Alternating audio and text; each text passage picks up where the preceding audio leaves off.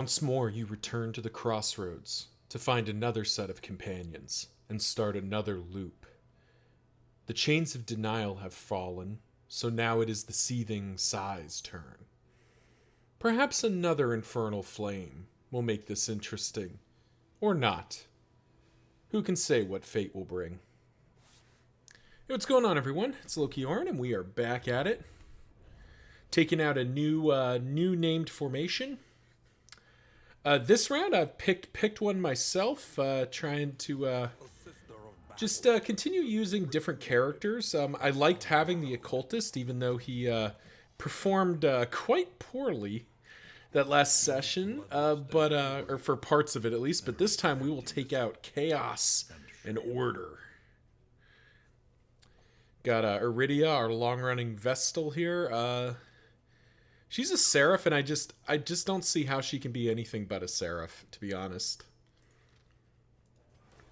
Like, Chaplain doesn't really do it for me, and Confessor isn't really, like, yeah, it's just seraph. Got Alhazred making a return.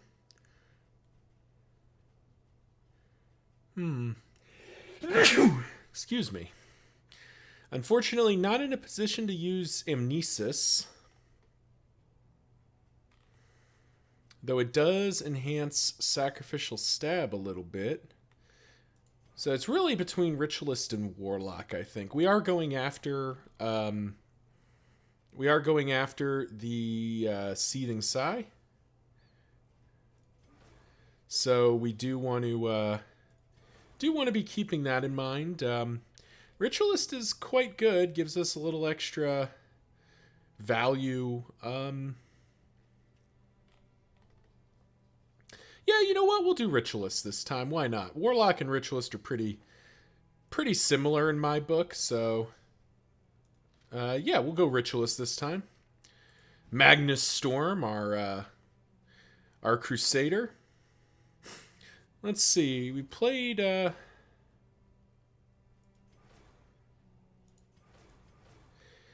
around with a Banneret. Could take out a Templar. Ooh, just really double down into combo point generation. That could be kind of fun. Could also just go Aggressor and just, rip and tear things. It's always a good option. Yeah, we'll keep an Aggressor for now. And finally, our Hellion. Currently a Ravager.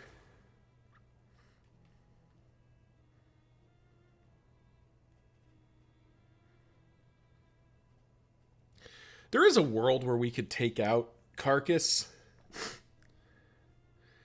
But I don't think that's today. If it bleeds and bleed out, I haven't looked at this in some time. Ugh. If it bleeds and bleed out, just not very impressive. And Ravager just ends up being extremely good. She is fragile though, but she does have Defiance, so she's kind of durable. But yeah, Freya will join, and we'll go ahead and get this show on the road. So this is the formation Chaos and Order, as evidenced by Vestal and the Crusader being both lawful Order characters, and the Occultist and the Hellion very much bringing that chaotic energy. Thinking about this formation in kind of a macro sense and trying to remove the paths and everything, what immediately strikes me about this formation is just how beefy it is. The Hellion and the Crusader are both fairly high HP characters, and both are pretty good tanks. Alhazred is the most fragile, but that being said, he's not as fragile as some of the other characters. So you do have a fairly... oh, well, let's just get rid of you. So you do have this very beefy formation as kind of a baseline here, which I quite like. Supporting that, though, we got to think about the major categories here. We do have stress healing in the form of both the Hellion's Raucous Revelry, and the Crusader's more directed heal. So I do think we do quite well on a stress healing front. I don't know that I would characterize it as like earth-shakingly good, but it's definitely good enough. The Crusader... Yeah. The Crusader does plenty for that regard, and the Raucous Revelry can carry us the rest of the way. So stress healing, I'd rate pretty good actually. I think the Crusader is quite a good stress healer. He can do his thing. Freya can help AoE stress heal if needed. Iridia can technically stress heal, but I just haven't found much use for that. Now, from a healing perspective, that's actually a really high point for this formation. Freya can heal herself. The Hellion can heal herself. Everyone else has a directed heal. The Occultist is definitely the weakest of the bunch, but it's definitely good enough. Okay, how do we do against... We really don't do great against the Dreaming General, but it is just such a powerful thing. And we really don't care about a bleed trinket. We do get to know where a field hospital is, though. Conventional fare. Let's see, before we do that, so we could take one of these things out. A Fragile Flame seems, maybe not until I'm more confident.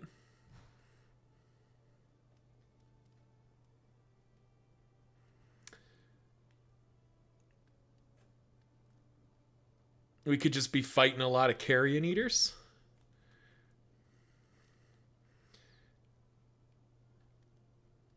Ooh. The Killer's Glow, we could go for a but get a bunch of extra crit chance.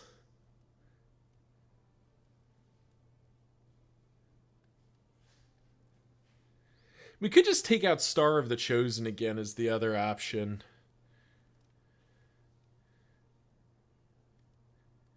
The Hateful Pyre seems pretty grim.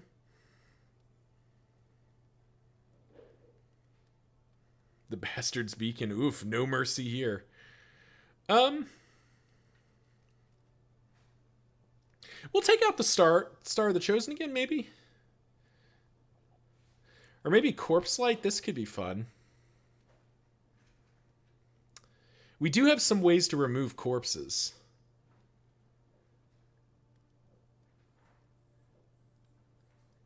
Minus 100% safe routes. It could be cute. Oh man, lots of choices. All right, let's come back to that. What else we got here?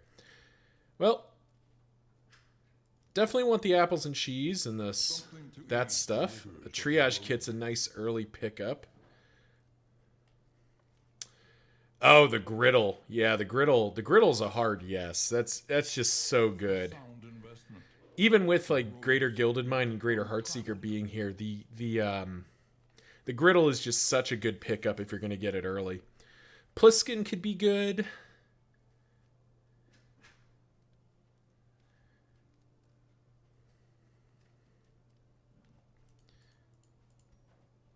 Road gear, medical gear, food gear. We're not really going to be moving all that much, and I don't really want to do the Shambler spawn.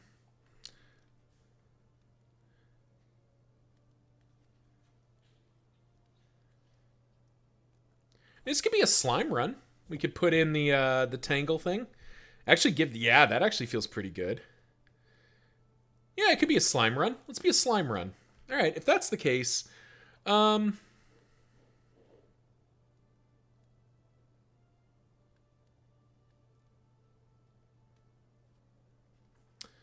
Doom Candle, Star of the Chosen. Kind of feels like let's do Star of the Chosen again. Why not? Let's run it back. That seemed like a pretty fun that seemed like a pretty fun run last time. So let's we'll run it back. Good. An improvement.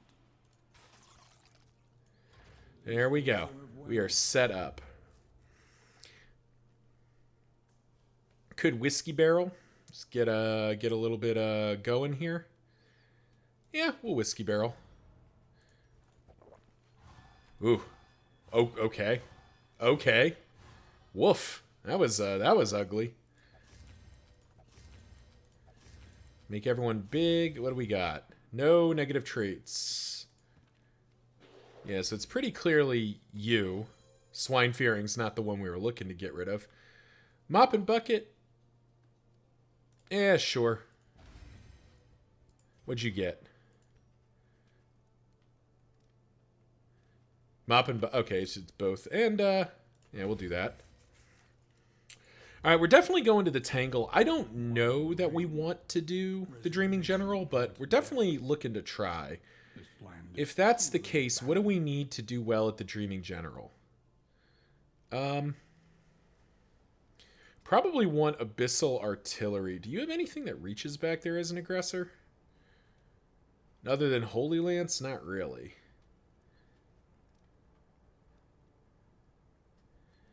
Yeah, unfortunately, not really.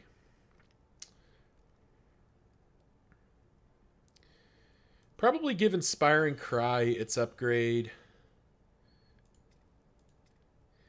And give Toe-to-Toe its upgrade so we have a safe way to remove Winded and call that good. All right, I think that'll do it.